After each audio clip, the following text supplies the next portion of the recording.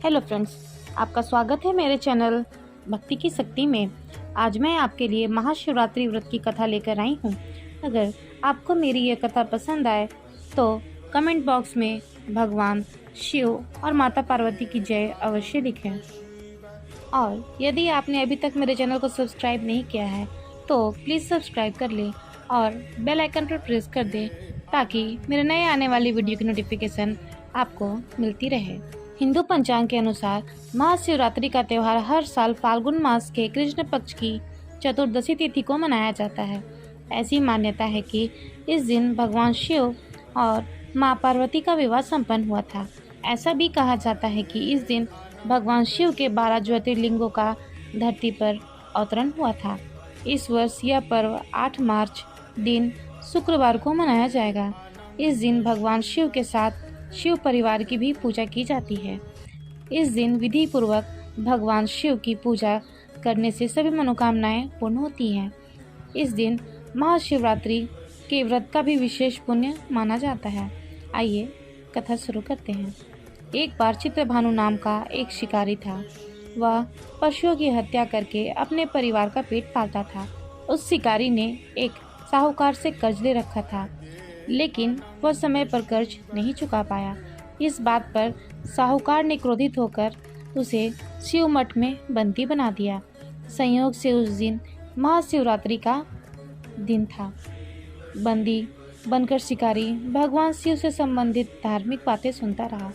वहीं उसने शिवरात्रि व्रत की कथा भी सुनी। संध्या होने पर साहूकार ने उसे बुलाया और ऋण चुकाने के बारे में पूछा तो शिकारी ने अगले दिन सारे ऋण लौटा देने का वचन दिया। साहूकार ने उसकी बात मान ली और उसे छोड़ दिया। शिकारी जंगल में शिकार के लिए निकला, लेकिन दिन भर बंदी गृह में रहने के कारण भूख प्यास से वह बहुत व्याकुल था। सूर्यास्त होने पर वह एक जलाशय के समीप गया।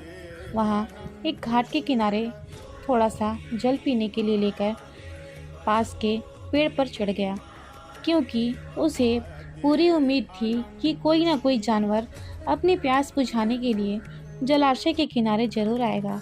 वह पेड़ बेलपत्र का था और उस पेड़ के नीचे शिवलिंग था, जो सूखे बेलपत्रों से ढके होने के कारण दिखाई नहीं दे रहा था।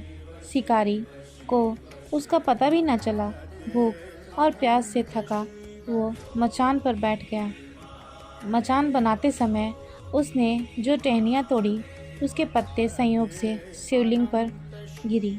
इस प्रकार दिन भर भूखे प्यासे शिकारी का व्रत भी हो गया और शिवलिंग पर बेलपत्र भी चढ़ गया। एक पहर रात्रि बीत जाने पर एक गर्भनी मृगी तालाब पर पानी पीने पहुंची। शिकारी ने धनुष पर तीर चढ़ाकर जैसे ही प्रत्यंचा खींची, उसके हाथ के झटके से कुछ बेलपत्र और जल नीचे स्थित शिवलिंग पर गिरी और अनजाने में ही शिकारी के पहले पहर की पूजा हो गई। मृगी बोली, मैं गर्भिणी हूँ, शीघ्र ही प्रसव करूँगी। तुम एक साथ 2 जीवों की हत्या करोगे, जो ठीक नहीं है। मैं बच्चे को जन्म देकर शीघ्र ही तुम्हारे समक्ष उपस्थित हो जाऊँगी, तब तुम मुझे मार लेना।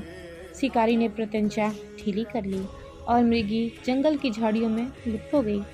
कुछ ही देर बाद एक और मृगी उधर से निकली। शिकारी की प्रसन्नता का ठिकाना न रहा। मृगी के समीप आने पर उसने धनुष पर बाण चढ़ाया। फिर कुछ बेलपत्र नीचे शिवलिंग पर जा गिरे और अनायास ही शिकारी की दूसरे पहर की भी पूजा हो गई। उसे देख मृगी ने विनम्रतापूर्वक निवेदन किया कि मैं थोड़ी देर पहले ही ऋतु से निवृत्त हुई हूँ, कामातुर गृहिणी हूँ, अपने प्रिय की खोज में भटक रही हूँ। मैं अपने पति से मिलकर शीघ्र ही तुम्हारे पास आ जाऊंगी। शिकारी ने उसे भी जाने दे दिया। 2 बार शिकार को खोकर वह चिंता में पड़ गया। रात्रि का आखिरी पहर बीत रहा था, तभी एक अन्य मृगी अपने बच्चों के साथ वहां से निकली। शिकारी धनुष पर तीर चढ़ाकर छोड़ने ही वाला था कि मृगी बोली, मैं इन बच्चों को इनके पिता के हवाले करके लौट आऊंगी। इस समय मुझे मत मारो। शिकारी हंसा और बोला, सामने आए शिकार को छोड़ दूं? मैं ऐसा मूर्ख नहीं हूँ। इससे पहले मैं 2 बार अपना शिकार खो चुका हूँ। मेरे बच्चे भूख प्यास से तड़प रहे होंगे। तब मृगी बोली, जैसे तुम्हें अपने बच्चों की ममता सता रही है, ठीक वैसे ही मुझे भी अपने बच्चों की फिक्र है। इसलिए सिर्फ बच्चों के नाम पर मैं थोड़ी देर के लिए जीवन दान मांग रही हूँ। मेरा विश्वास करो, मैं इन्हें इनके पिता के पास छोड़कर तुरंत लौटने की प्रतिज्ञा करती हूँ। मृगी की दीन स्वर सुनकर शिकारी को उस पर दया आ गई। उसने उस मृगी को भी जाने दिया। शिकार के अभाव में बेल वृक्ष पर बैठा शिकारी बेल पत्र तोड़ तोड़ कर नीचे फेंकता जा रहा था। उसके तीसरी पहर की पूजा संपन्न हो गई। तब एक हष्ट पुष्ट मृग उसी रास्ते पर आया। शिकारी ने सोचा कि इसका शिकार मैं अवश्य करूंगा।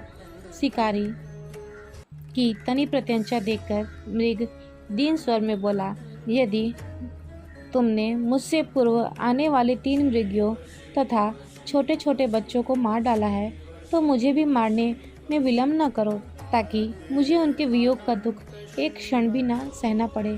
मैं उन मृगियों का पति हूँ। यदि तुमने उन्हें जीवन दान दिया है, तो मुझे भी कुछ क्षण जीवन दान देने की कृपा करो। मैं उनसे मिलकर तुम्हारे समक्ष उपस्थित हो जाऊंगा। मृग की बात सुनकर शिकारी ने सारी कथा मृग को सुना दी। तब मृग ने कहा, मेरी तीनों पत्नियां जिस प्रकार प्रतिज्ञाबद्ध होकर गई हैं, वे मेरी मृत्यु से अपने धर्म का पालन नहीं कर पाएंगी। अतः जैसे तुमने उन्हें विश्वास पात्र मानकर छोड़ दिया है, वैसे ही मुझे भी जाने दो। मैं उन सब के साथ शीघ्र तुम्हारे सामने उपस्थित हो जाऊंगा। उपवास तथा रात्रि जागरण तथा शिवलिंग पर बेलपत्र चढ़ने से शिकारी का हिंसक हृदय निर्मल हो गया था। उसमें भगवान शिव का वास हो गया था। उसके हाथों से धनुष और बाण छूट गए और उसने मृग को जाने दिया। थोड़ी देर बाद वह मृग सपरिवार शिकारी के समक्ष उपस्थित हो गया, ताकि वह उसका शिकार कर सके। किंतु जंगली पशुओं की ऐसी सत्यता, सात्विकता एवं सामूहिक प्रेम भावना देखकर शिकारी को बहुत ग्लानि हुई। उसके आंखों से आंसुओं की धारा बहने लगी। उस मृग परिवार को न मारकर शिकारी ने अपने कठोर हृदय को जीव हिंसा से हटाकर सदा के लिए कोमल एवं दयालु बना लिया। देवलोक में समस्त देवगण भी इस घटना को देख रहे थे। शिकारी के ऐसा करने पर भगवान शिव ने प्रसन्न होकर तत्काल अपने दिव्य स्वरूप के दर्शन दिए तथा उसे सुख समृद्धि का वरदान देकर गुह नाम प्रदान किया। यही वह गुह था जिसके साथ भगवान श्री राम ने मित्रता की थी। अगर आपको मेरी ये वीडियो पसंद आई हो तो वीडियो को लाइक करें और ज़्यादा से ज़्यादा शेयर करें। वीडियो में अंत तक बने रहने के लिए आपका धन्यवाद।